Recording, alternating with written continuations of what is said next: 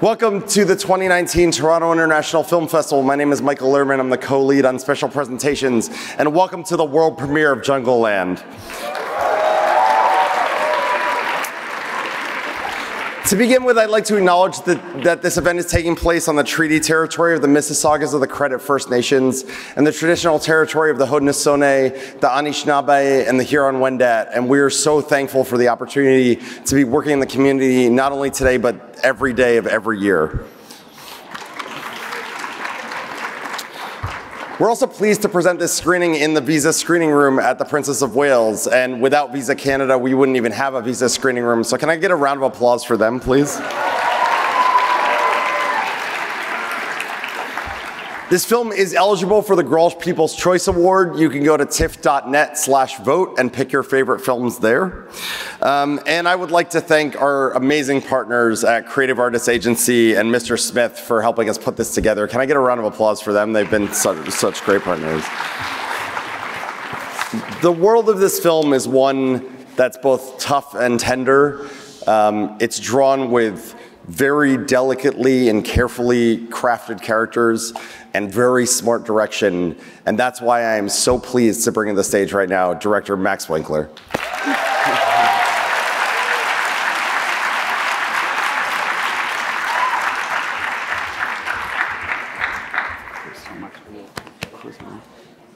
Hi guys. I'm just gonna look at my notes. Hi, I want to just say thank you to everyone, all the volunteers from the Toronto Film Festival. Thank you guys so much. Thank you, Michael. Thank you, Cameron. Thank you to everybody who works at the festival. 10 years ago, I came here with my first movie, and I had heard all these wonderful things about the Toronto Film Festival going audience, and you guys exceeded my wildest expectations with your warmth and your enthusiasm, and I'm really, really grateful to come back here 10 years later with JUNGLELAND.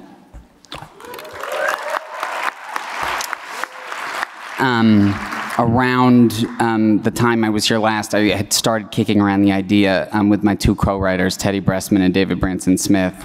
And for 10 years, we worked on this script without getting paid. They never got paid, and they continued to work draft after draft till we got it right, till we got the right producers attached, and I'm endlessly grateful to my collaborators. I want to thank Brad and everyone at Romulus, Brad Feinstein. Not a lot of people want to raise their hand for a male melodrama love story about brothers. And you raised your hand, and I'm forever grateful and proud of what we came up with. I want to thank Kevin, Ryan, Allison, and Joe Anton, Jules Daly, and all of our other producers at Scott Free and Big Red. We're missing some of our cast. We're missing Jack O'Connell and Jonathan Majors, who are across the world making movies and television shows. We're missing John Cullum. But what we have is the wonderful Fran Kranz. We have the brilliant and beautiful Jessica Barden.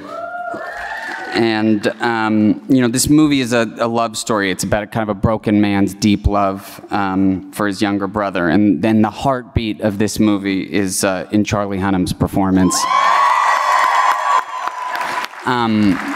Charlie, your grace and your beauty as a human being is ingrained in every frame of this, and working with you has been one of the great collaborations of my life, and I'm so deeply proud for the world to see your work and Jessica's work and everyone else who's in this movie.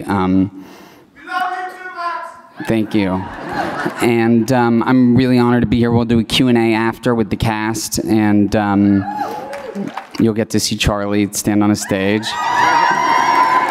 and compare us all physically with him. And thank you, and I hope you like the movie.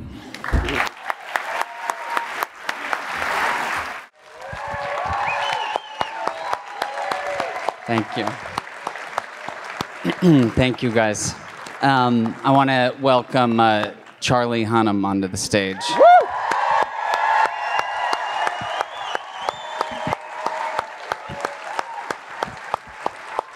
And I want to invite my co-writers, David Branson Smith and Teddy Bressman, onto the stage.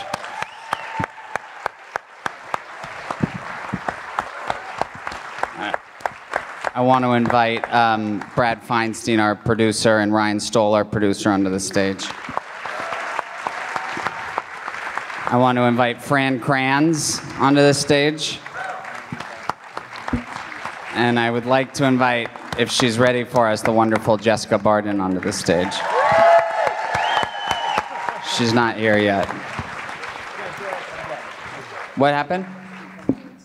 Jessica will be joining us in a second. Okay. I guess it's a good time to start. I just want to talk about the initial idea for the movie. It's so conceptually well crafted. Where did it come from? What was your process like working with the writers? My friend and constant collaborator is a guy named Jake Johnson, who I made my first movie that came to Toronto with, had pitched me sort of the kernel of the idea of making this movie about brothers. And it had simultaneously, I just read this play by Lyle Kessler called Orphans. And I called David and Teddy about it and pitched them the rough kind of big idea of it. And we started kicking around ideas. I was in New York at the time, they were in LA, and we started writing back and forth. And this was probably around 10 years ago. Yeah. I would ask, I'm going to wait to speak to the cast until Jessica is out here, but I wanted to ask about... Where the fuck are you, Jessica? She was just there, right? It was like... I wanted to ask, since we have the producers on stage, I wanted to ask about some of the production challenges you had putting this together. Was it shot over a long period of space? Is it many different locations, different cities, or is it one place? So we shot the balance of it in Fall River, Massachusetts, which was really, really interesting to be there in that town, and boy, did they love Charlie. Like 500 people a day showing up in 90-degree heat just to get a look. We also shot in Reno, Nevada, and did the final scene, obviously, in They like San Charlie there Francisco. too. Yeah. We shot in the city when David Smith, actually, it was his idea to set this in Fall River, Massachusetts. It's so rare when you have a random idea to set something. David had some experience being around that part of the world, and we set it there, and there was a great Massachusetts tax break, and we got to shoot in all of these real locations, and it made our job very easy because you could really just turn the camera and point it anywhere, and it would look the way it looked. We were really lucky to be there on location. We were shooting all over that area of the world, and the people couldn't have welcomed us more and been kind of kinder to us. You know, the film's very much about the American dream, and that was a part of America, you know, particularly after the Industrial Revolution, that was incredibly wealthy, you know, and they've fallen on really hard times now. And it was just interesting for us playing these people that were, you know, desperately trying to keep this dream alive for ourselves and, you know, be sort of in that environment where we saw people just getting up every day and fighting the good fight and trying to bring forth the highest intention for their lives, you know. So it was a really beautiful environment for us to be here, really, you know, created the sensibility that we were looking for.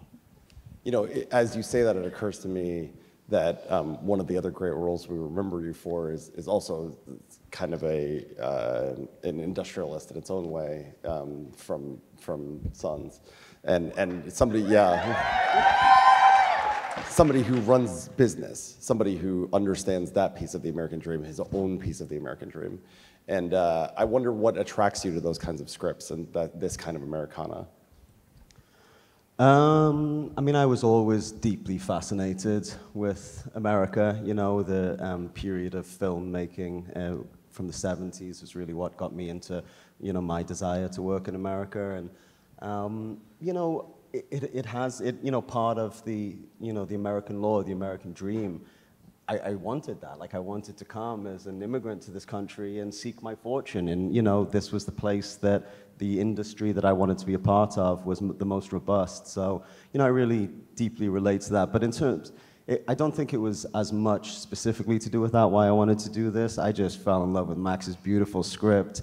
And then I saw the movie that he did before this, Flower.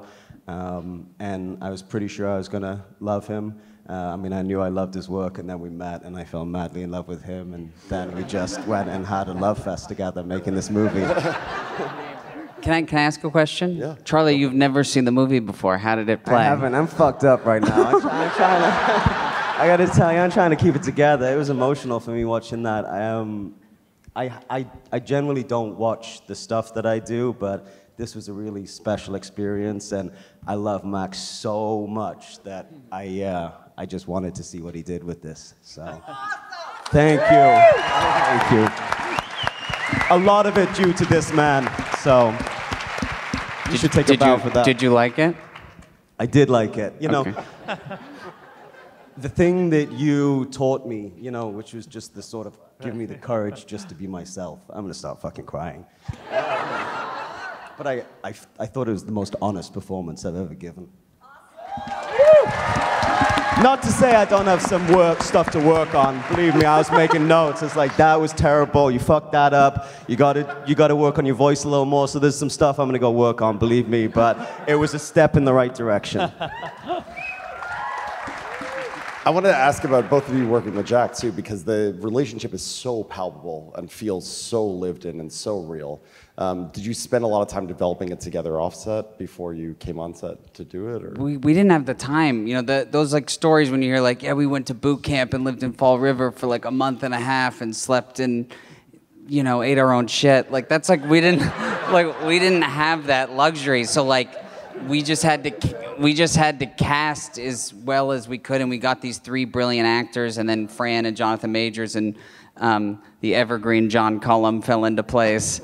And you just had to cast right and cross your fingers that the script was okay enough and that they would figure it out. And Jack and Charlie's dynamic, like the entire opening credit sequence we did completely, you know, sort of freewheeling, just the DP and a couple of crew members and the camera and myself. And that's with no lights. And that's just watching these guys start to become who they're supposed to be. And the tactile relationship between them and the love between them, we could feel immediately through that.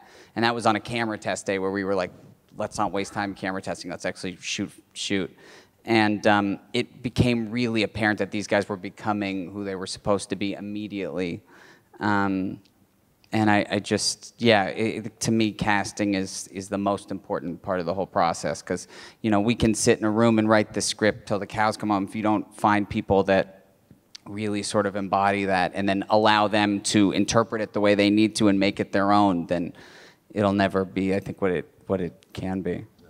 Did you want to add to that? Well, I mean, I thought it was a really, really beautiful opportunity in this relationship that Max and Teddy and, you know, and everybody who was developing this had put together to explore a little bit of the modern face of masculinity. You know, I thought it was so brilliant the way these guys created an environment and a narrative that would create an expectation of hyper masculinity, or sort of classic butch masculinity, and then we would be able to subvert that expectation with this really beautiful, open, you know, tactile, honest, vulnerable relationship between these two men, you know. And I just thought it was, you know, there's a lot of narrative right now about uplifting the feminine, which we should be, absolutely, you know. We need to uplift everybody, but there's also, I'm hyper aware of a phenomenon going on, at least where I come from, which was a place of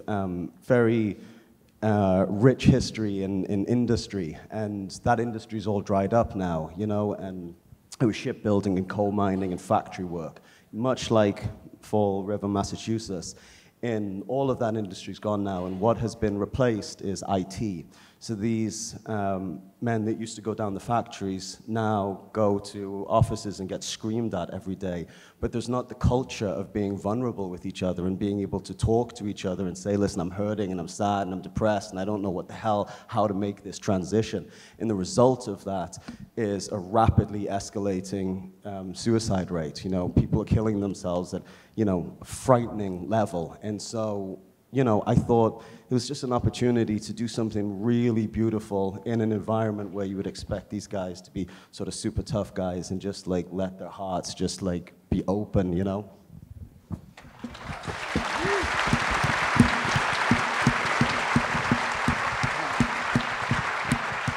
I I'm trying to tell if she's hiding back there. I can't see into the wing. I'm going to open it up to the audience. Let's. Does anybody have any questions? Right here. I have two, if that's okay. I absolutely love this movie. Max, I think everyone knows you as Henry Winkler's son. After this movie, you're going to be known as Max Winkler. Thank you. So I'll repeat the compliment just so everyone can hear. Yes, please. Many people know you as Henry Winkler's son. After this movie, you'll be known as Max Winkler, the director. I look forward to it. Yes. We met 2 years ago at the Papillon premiere, actually right here on the stage, if you remember. And I'm such a fan. Thought you looked familiar. Yes, I embarrassed myself profusely once I saw it on YouTube. But anyway, I'm an unbelievable fan, and you're right, this is your best so far, but I can't wait to see the next four that are going to come out, like the 5 movies back to back to back. Thank you very much. I so appreciate it. Absolutely not. The question was for Charlie. I literally just with this movie started to figure out how to act. So now I'm just like, I'm now on fire. I'm like, okay, I got this shit figured out. Watch out, Ryan Gosling. I'm joking. Ryan, no one can touch Ryan. He's Canadian. He is Canadian. Well done. Yeah. Careful here. Yeah, right. Did you just feel the audience turn on me, man? It was a joke. Come on. Right here? Yes, you. Okay, I guess we're on the topic of Canadian. I don't know if this is for Charlie and the writers, directors. I'm not sure. And I'm going to probably seem a little uncultured, but between the polo shirts and the track pants and the sort of scheming but well-meaning and sort of on-the-fly petty crimes and the duct tape for injuries, I saw a lot of parallels between your character and Ricky from Trailer Park Boys. I'm trying to The single greatest compliment I've ever received. Wow. Thank you so much. Thank you, sincerely and deeply. Does anybody have a question? Right here. So a lot of us waited outside all day to see you today. We were pretty disappointed that you didn't come and say hi to the fans. But I was even more disappointed that you sold the dog. Well, the dog sell I'm not taking any responsibility for. That's these guys. And I'm very sorry. The schedule, I always try to come say hi, but, I just couldn't today. Yeah, okay, at least you saw that. You should see what happened to the dog now. Hey, right here. Just wondering, what do you look for in a character or script or project before you sign on for a role? And I say that because I was really impressed by your decision not to do 50 Shades of Grey. So the question was what you look for in a character or a script before you sign on to a role. I never really know. It's just the quality of the writing and, something like in the themes that speak to something that I'm interested in. I mean, it's just a very instinctual thing. I read a script and I either it's very similar to watching a film in a way. Like you see a film and you think, oh, I would have loved the opportunity to play that character, or not. And so it's sort of the same. And with something like this, it's just so, just has so many elements to it that excited me. It was a no-brainer. But more and more, it's about also not just the character, but the director, because the director is so important, obviously. Up here.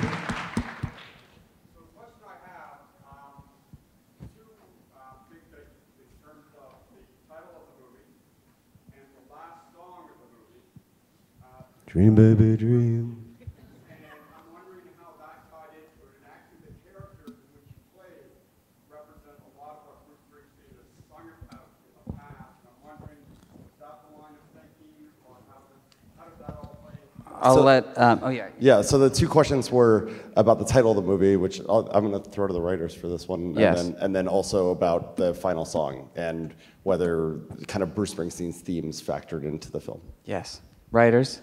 Well, we started writing this movie 10 years ago, so I don't know what initially maybe do. Called Lion at that point. It's called Lion for 8 years. But I think we have, I think we all kind of have Bruce Springsteen embedded in our DNA from our fathers, and I think that the spirit of the characters, the name Lion, and like kind of the idea of these guys just out in the wild without anyone really to like take care of them, kind of made that title, I think, make sense to us. And it's weird with titles, like you either have them immediately or you never do.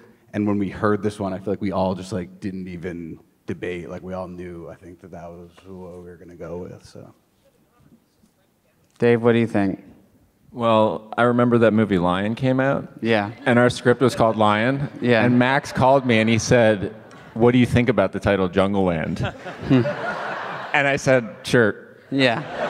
And that this movie was written so long ago. Our first thing was like, dude, we're never gonna be able to make this movie because Warrior's coming out. And then we were like, shit. Then we were like, dude, we're never gonna be able to make this movie because The Fighter's coming out. We're like, shit.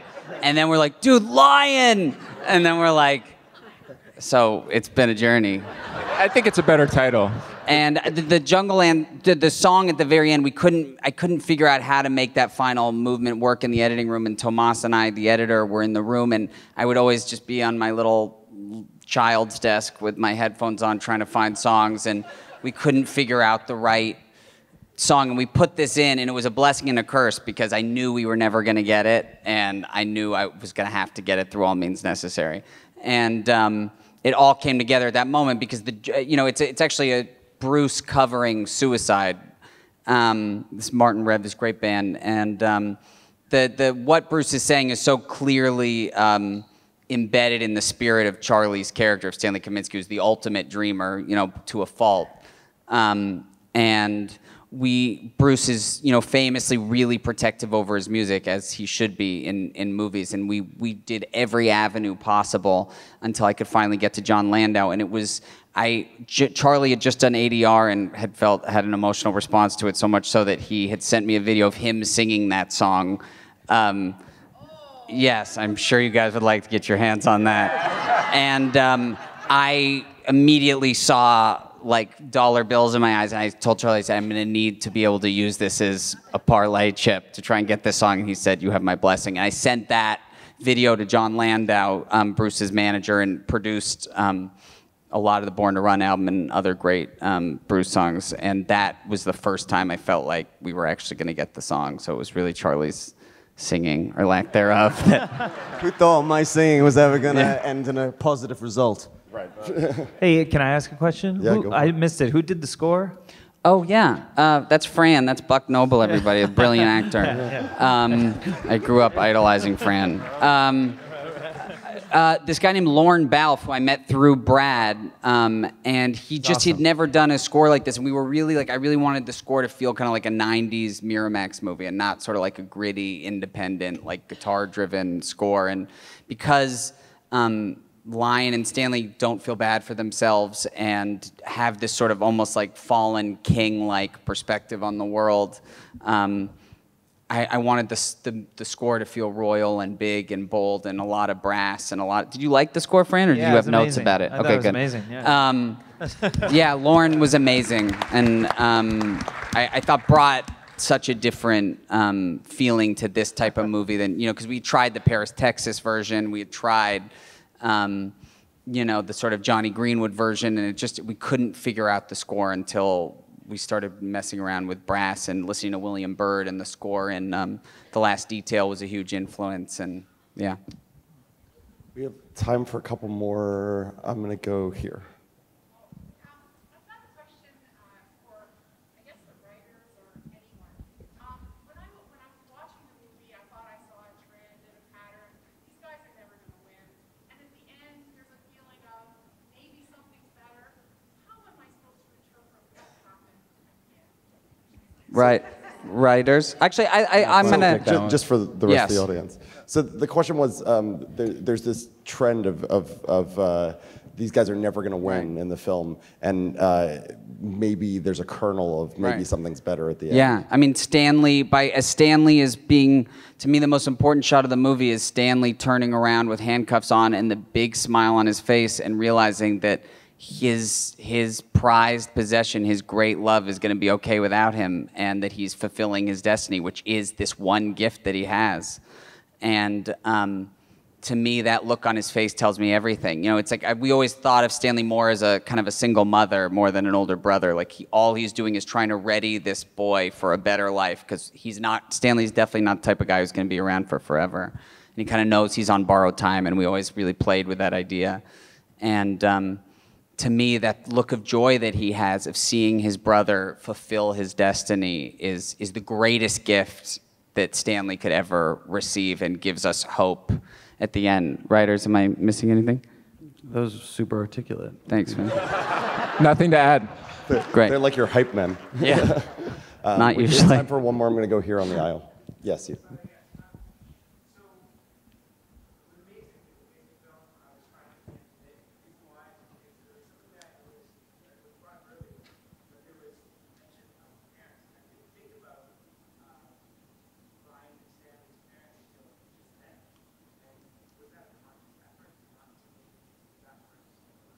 So the question was about their parents, and how conscious was it to make it less of the storyline? We were really, I was really, you know, John Steinbeck and Mice and Men was stuff we were talking about a lot. And, you know, I like that these guys took care of each other from town to town. They would just move like from town to town until things got too hot and Stanley fucked things up and they would have to leave again. And there was only, you know, there's a mention of the parents when Lion and Sky are at the bar together, and he really just has this one brilliant acted moment where he just says, my mom died when I was really young, and my dad never wanted me. He didn't want us. And that's all you need to know, because the way in which they interact, like that play Orphans, is it's like they're in their own universe, and that's why Sky entering the movie has such a catatonic shift for them, because she's the first agent of change to sort of come in and give a different idea. One more question. Yeah. Was kissing the necklace at the end the mother's necklace? No? Yes, it was actually. Totally, absolutely. We never talked about it, but I think that was what Jack had created. Were you aware of that? I think No. I think that is something that Jack had worked on. That's how it felt for and me that watching. to create it was so that, beautiful. yeah. Right? Thank you. Teddy Thank you and very Dave, are we much. I'll missing? take credit for that, for sure. Well, on that note, I want to thank you all so much Thank for you, coming guys. and for sharing the film with us. Thank you very much. You guys. We're really happy to be here. Thank you guys so much. Thank you.